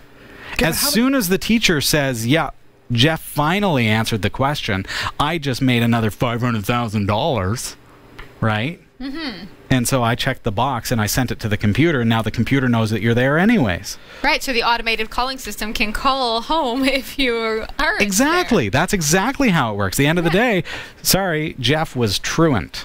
Oh, Right. Okay, so now you've So- got You heard false that way too attendance many records. times. Actually, you never. Sorry, I didn't mean to bring that You back to never you, heard that. parents. That was a good kid. If your no. parents are watching, that just really brought them back to... But I mean, like, how many times? Like, so you're twins. Twins go to the same school. Like, Okay, there's fair issues enough. with it. There will are be issues. issues. Sure there are. issues like with there's it. identity challenges. But- But that happened. Admit it. Admit it. That's happening anyways with the teachers. Sure. Have you never... Oh, my Again, twin sisters another did it. story. Yes, They had exactly. identification bracelets that they swapped Sure. one day just to be each other. Absolutely they Yeah. did. They changed Identification bracelets? outfits. They're identical twins. So Guaranteed. Huh. One had one that said Beth and one had one that said Colleen. You know what's Exactly. funny? I've yet to meet a set of identical twins that don't in some way look different. Well, Yeah, but you they have look to know different them now, to but know. when they're like 4 years old, Sure. right? They look pretty similar. Yeah, I, you know. I still think this was a bad idea. I I know that the world is going that way. So, like, well, that's I'm it not a too, nation. Jeff. Like, I get that it's going that way. I mean, how long have we had facial recognition in casinos? Like, I get it. Yeah. But the difference is we're talking adults versus children. But the adults Okay, were that's asked. fair. Like, There was consent given. There was I parental don't consent. care though. It's the fact that a parent can make an improper decision with the information that has been supplied about their child. Like, I struggle with it. I understand that. But I still feel that we as a society have to move on from our old ways, in that I still believe that whether it's a human that says, Sasha's in class today, Right. or a computer that says, Sasha's in class today, the same algorithms, the same systems are in place to notify mom and dad whether you were truant or not. It's still the same system. It's just a different detection mechanism that can save our tax-paying citizens $500,000 a year. Are fingerprints as precious as facial recognition? Probably. I would 'Cause say I they're was the gonna same. say, like, Scan would you not your just fingerprint? scan a finger Sure. and put in a code? Maybe that's the answer. They're Right. probably Is that still fair? in the same Parents, what do category you as think? far as the biometric. Yeah, it collection probably of is. I've worked at places where you put your whole hand on the reader Yeah. and then you clock in your own code. That'd be awesome. Hand You're and an a key adult. code. My kids, if my kids get that in their school, I'm sending them to school in suits with sunglasses. I'm dead serious. But then they Yeah. wouldn't have fingerprints. Oh, yes. Right, Men in Black. Nice. Nicely Okay. played, sir. Okay, let's take a quick look at the cryptocurrency market. Now, there is one coin that has been holding so steady over the past several weeks, and it's just mind-boggling how it can be holding so steady. No, it's not. Facebook Libra is still trading at $0 because it's not even trading yet. Yeah, but it's we're gonna still be- waiting for it. It's going to be a positive week. Week Jeff, one. Sasha made that comment last week. I'm so Facebook excited. Libra, when it hits, Going it's up. going up. You know it's going up because right now it's at I 0.00 fiat. That's the one I don't want to Bitcoin. And I saw a kiosk, an ATM that allows me saw to it. buy. Yeah. Yes. Oh, good. I walked, Yes. but not in the mall. I walked into a convenience store It was- and I oh. said, Bitcoin ATM? And the guy looked at me and he said, yep. I bought this store because I bought a single Bitcoin when they were down. And I sold it when they were up. And now I own this convenience store. How much did it cost you? One. Yeah, nothing. Like virtually nothing. So this gentleman bought this convenience store that I'm standing in. And so by his own like realization that, hey, this is where the future is, he has an ATM in the convenience store that only sells There's a bunch of them in Toronto. Yeah, Bitcoin. that's so cool. Yeah. I love it. so neat. So we're going to take a look at that. I'm going to go in with my inconspicuous filming glasses Can you or check something your balance? and take a look at that. I don't really know how it works yet, Jeff. Okay. But we're going to take a look. Bitcoin is up. Well, kind of back up where it was a couple of weeks ago, but at $10,615.93, gaining $939.65 US over the past week. Litecoin is holding pretty steady at $67.59 fiat USD. Ethereum is at $175.70, and things are really holding about where they were last week. Monero at $72.47. I mean, the difference is only 34 cents. It's not really anything significant unless you own a lot of them. Scala, which is Torque, which is Stellite, is at 0.66 ten-thousandths of a cent. So it's on its way back up to where it was. It was doing quite well as, Why the name Torque. change? I think, patents and trademarks and They forgot to check whether or not somebody else had it. whoops. That's going to hurt the coin, I think. It really did. It did last dropped. week. It dropped last Yeah, week, oh, I know, Jeff, yeah. down to 0.45 ten-thousandths of a cent, but it went back up again to 0.66 this week. So it's working its way back up, and it's already exceeded and, in fact, doubled that of the Turtle coin. Turtle coin is pretty steady. I mean, it did lose. It's the only loser this week at 0.39 ten-thousandths of a cent. But again, I mean, Scala and Turtle coin are both micro coins. So if you want to get involved in cryptocurrency mining, it's a great way to get involved because it doesn't really cost you anything I do it on a Pi. to get. Yeah, you do it on a Raspberry Pi at like 9 hashes a second. But I mean, you still are building up something. your Turtle coin, Yeah. right? So it happens, and so that's the way to do it. But do remember, if you are going to crypto mine, or if you're going to purchase, I mean, we talk about this ATM at the convenience store. If you're going to buy Bitcoin or you're going to invest in cryptocurrency, remember that the market never closes and it's always volatile. So it's always changing. You could go to bed at night thinking, oh, I'm doing really good, Bitcoin's up, and the next day it is down. That's right. Because it never, ever closes. It's not like your stock exchange, folks. So be mindful that, our recommendation here at Category 5 Technology TV is to only invest, only spend what you can afford to lose. Yes. That's the only way to play. Yep. Yeah, invest the money you don't want any longer. Yeah.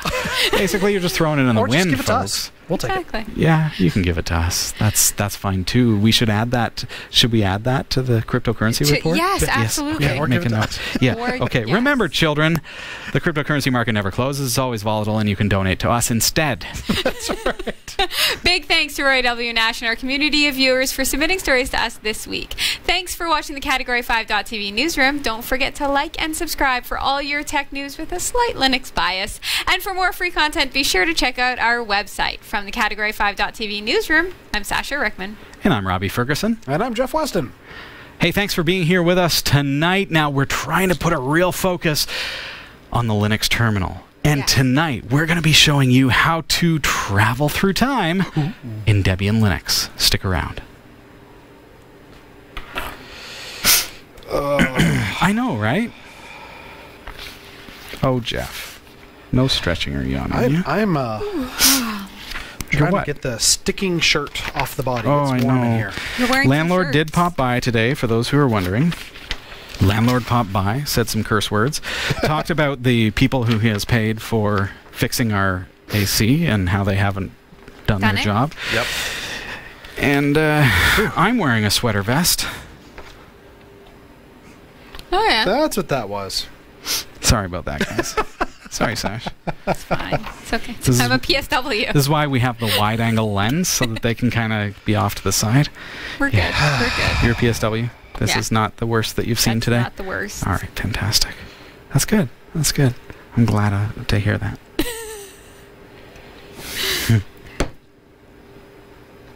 Okay, so I need to make sure I have a laptop shot, which I do. What is this?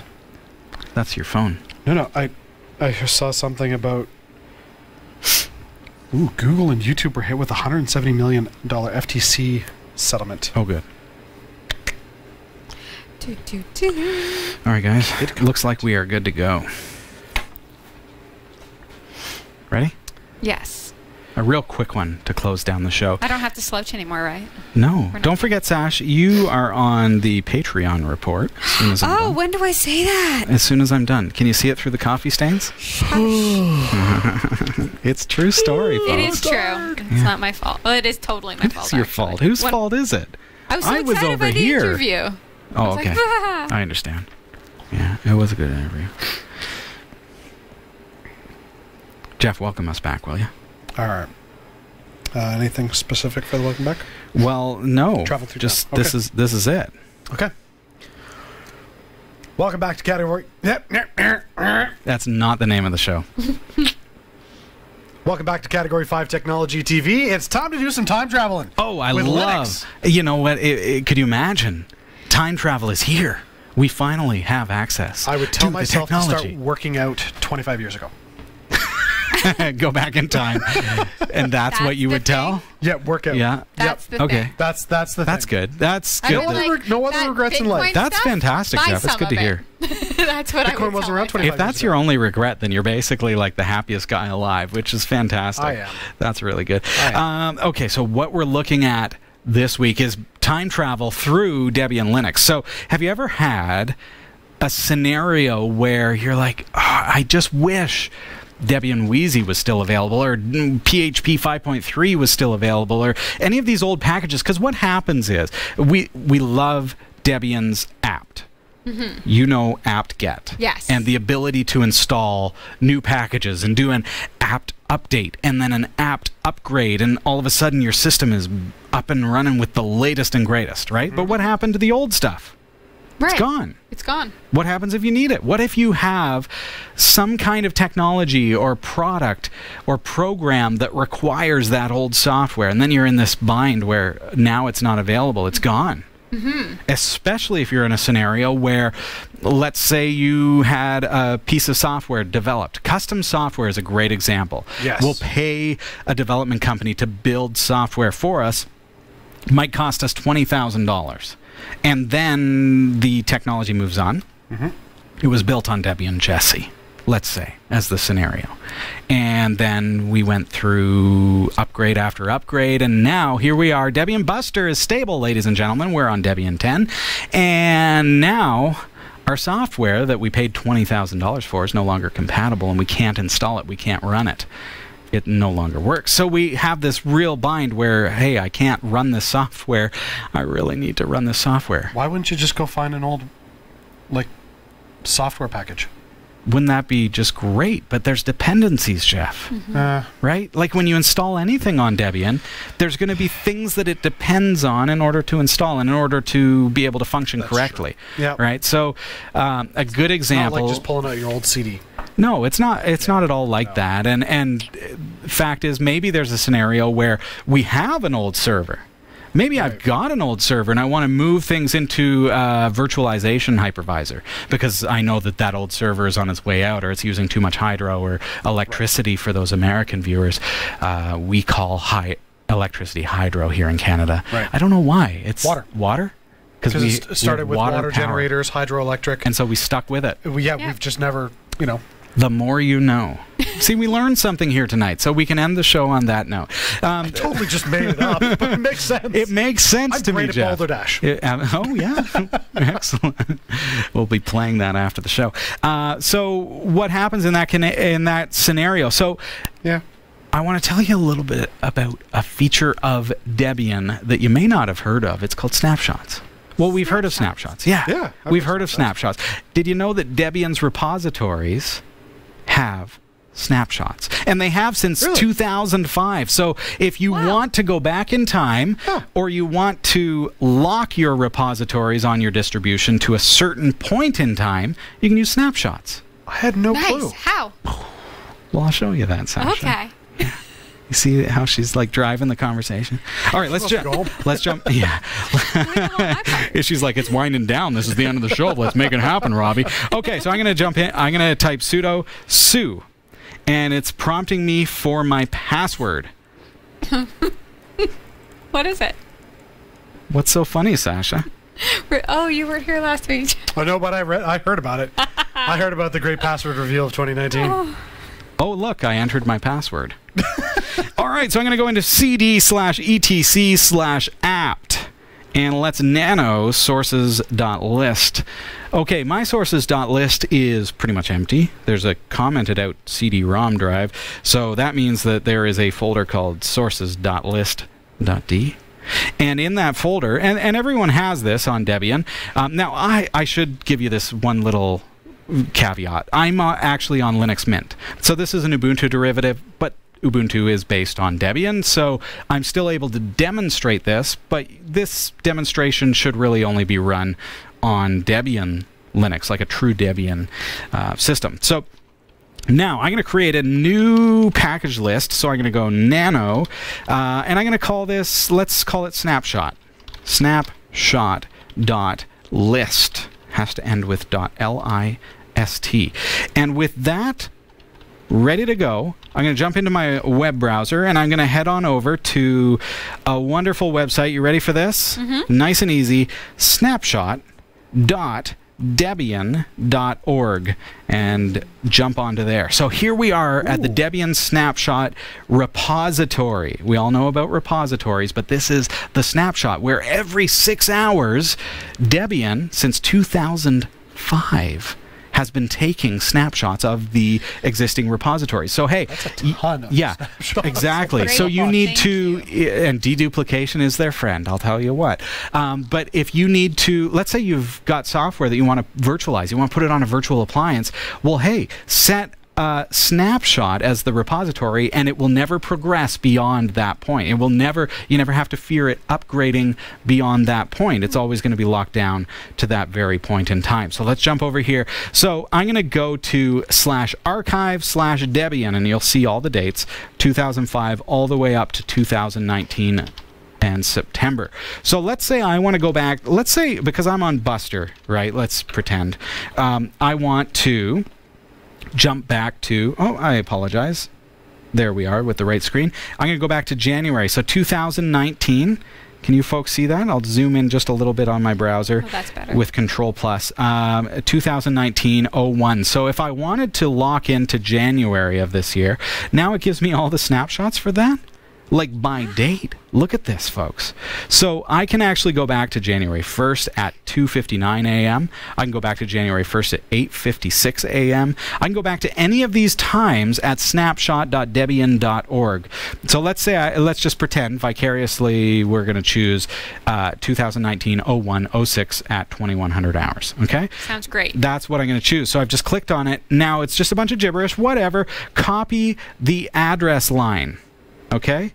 That's going to give me the repository, and that is date stamped to the one that I chose, which is January 6th, 2019. You can go back. Remember, you can go back to 2005, March. Okay? You can go all the way back to 2005. Now, in that file that I created, sources.list.d in /etc/apt, see the... Can you guys see the address bar? I'm just going to bring it down just a little bit so that you can see that. Beautiful. Let's see. Boom. There it is. So that's the location, /etc/apt/sources.list.d. I've created a new file called snapshot.list. And I'm going to go deb, because I want to specify that this is a Debian repository, and I'm going to paste what I just copied to my clipboard, which is the snapshot of January 6th. And then Buster. Main. That could be stretch. That could be whatever is available on that date. You couldn't go back to Jesse with this date because Jesse didn't exist. It was already EOL at that point. But you could go back further in the date stamps in order to be able to get Jesse repositories. Hold on to that thought for a second as you think about how do I take an old Jesse server and upgrade it to Buster? We use a snapshot repository so that we can do a dist upgrade of Jesse to the very latest Jesse repository before it was canceled, right? Before it went to EOL. Right. Then we can go to whatever we need, like Wheezy Stretch, Buster, right all the way up, right? So we can do that by using this snapshot in order to get there. So with that set, so I've pasted that in, and I'm going Buster main, or I can go stretch main, whatever it is that I'm going to be. So understand repositories. I'm not getting too far into that, but this is the distro that I'm using. So in my case, it is in fact stretch. I could use Buster if I wanted to. And then write out the file with Control-O, because I've got Nano open, and then Control-X to exit. And now apt update. And you're going to see that it's actually going to hit that new repository. I go through all these extra repositories I have for Sinalera, and it will actually get the repository for the snapshot. But do you notice for that snapshot, Sasha? What do you see? Snapshot. Yeah. This is blah blah blah blah. It's not signed. Oh, what does that mean? Well, I don't actually have the GPG key. So everything is secure, but I need a GPG key in order to be able to synchronize that. Right. So I need to observe that. In this particular case, I need to notice that, hey, there's no key available for this pub key, 8B48AD. See that? That big long thing. So what I want to do, I'm going to copy that to my clipboard. And you're going to type this command. So as root, so notice I am already root, or you can use sudo. We can type apt-key adv-key server space key. I'm going to use Ubuntu. So keyserver.ubuntu.com. It can be any key server that you like. --recv-keys, receive keys, and then paste. So with that, I'm going to paste that key number. Okay. And hit enter. And now, if all goes well, it's going to grab that key from the Ubuntu key server, keyserver.ubuntu.com, which is just an apt way of authenticating the apt repository, and should go through just fine. Here we go. Wait for it, folks. There we go. Processed and imported. I'm going to just move my screen up again because I know it's getting cut off just a little bit there for you. There we are. So processed, imported, and good to go. So now if I type apt update, now I'm not going to get that error message anymore. It's going to grab the repository from the snapshot, and we're going to be locked into that particular date, which is January 6th, 2019. Here we go. One of these days I'm going to delete that Sinalera. It always takes a while. There you go. See that? It's going through the new repository for the archive of 2019-01-06. And there we go. So one final thought. So now it's saying that there's some extra files available. So one final thought is, remember, I've now added a new repository for that date stamp. However, I still have the old repositories active. So I do need to observe, and this is just simple apt knowledge, I need to observe the fact that I have other repositories already active here, and I need to probably remove some of these which may conflict. Okay? Right. If you're going to lock it down completely, you may want to remove all of your repositories and simply stick with that snapshot.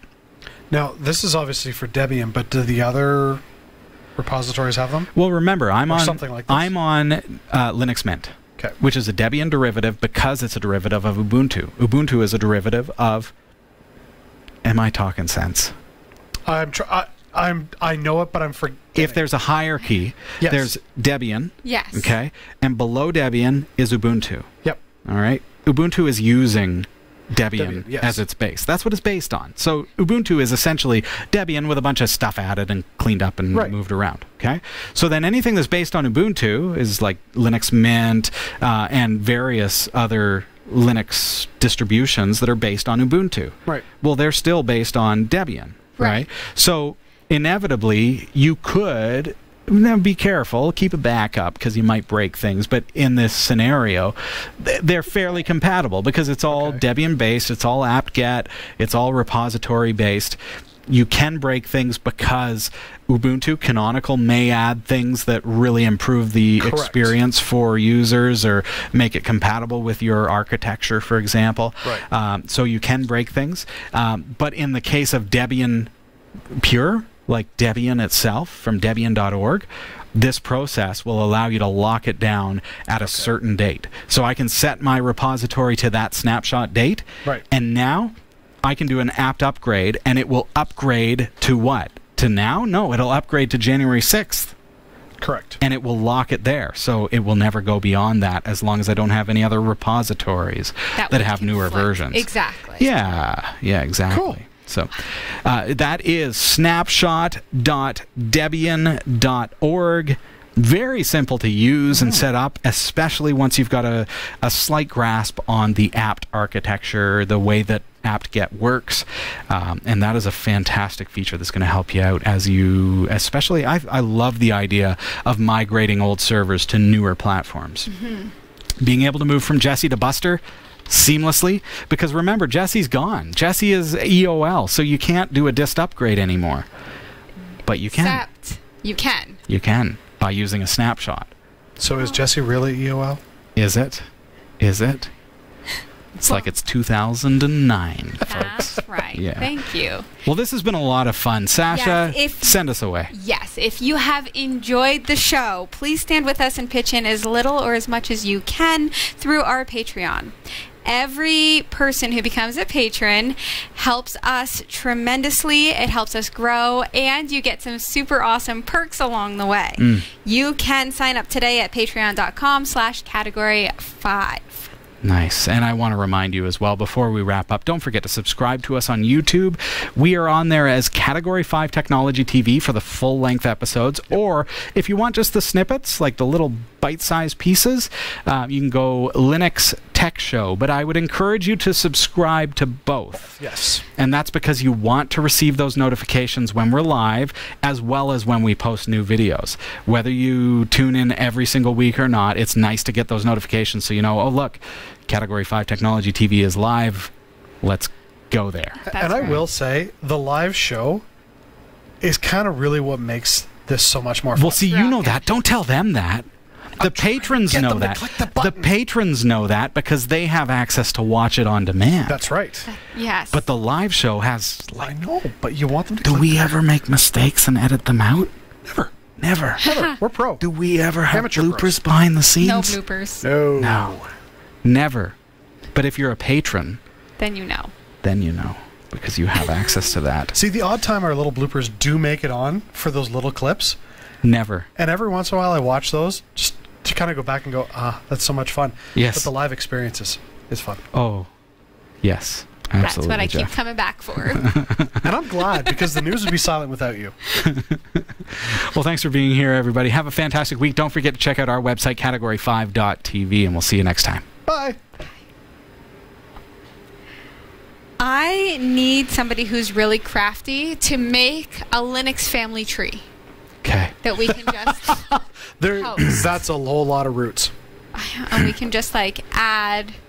Are we as talking need various to. versions, or is it just like, Ubuntu? Oh no, we're going very detailed. So you need like Ubuntu 1, 2, 3, We need 4. a bigger Here's studio. Mark Shuttleworth right here. Just there's a happy little tree called Mark Shuttleworth. And just below accident. that is Alan Pope. Just right over here is this happy little tree. There's Martin Wimpress over here. You need a bigger afro. He needs hair. Popey just lurks these days, so he doesn't even get my jokes. That's okay. That's okay. Mark is watching.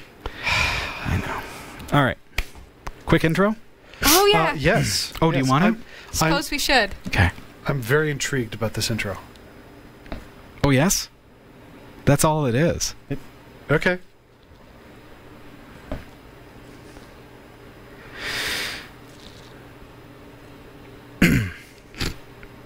Oh, I thought you were doing it. No. Okay. That's it. Welcome to Category 5 Technology TV. It's episode number 624 of the show. Exciting. Now, I gotta say, while President Donald Trump doesn't know that Category 5 exists, it does.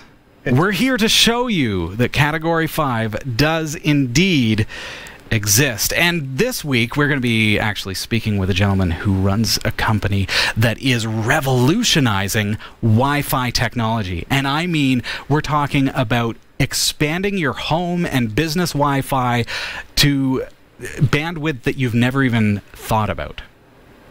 We're going to be learning all about the tech. I've thought about a lot of bandwidth. Oh, you just wait, son. Stick around.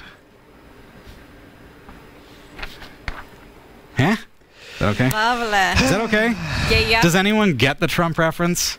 I'm guessing something happened in the news this week where he denied something. Oh. Dorian hit Category 5. And in a press release, Gotcha. Okay. in a press statement, Donald Trump says, I didn't even know that Category 5 was a thing. I didn't even know it existed. Now it makes sense. So hopefully See, our I- American viewers will get that and laugh, even if it's just a little tongue-in-cheek. I feel like I need to watch. I think you need to insert that clip right at the beginning. Oh, of the it's intro. so poor quality, though. Is it? But if you Google it, yeah, people are reporting on it. That's funny. How he said Category 5 doesn't even exist. Really? Otherwise, I would use the clip. Yeah, I totally would.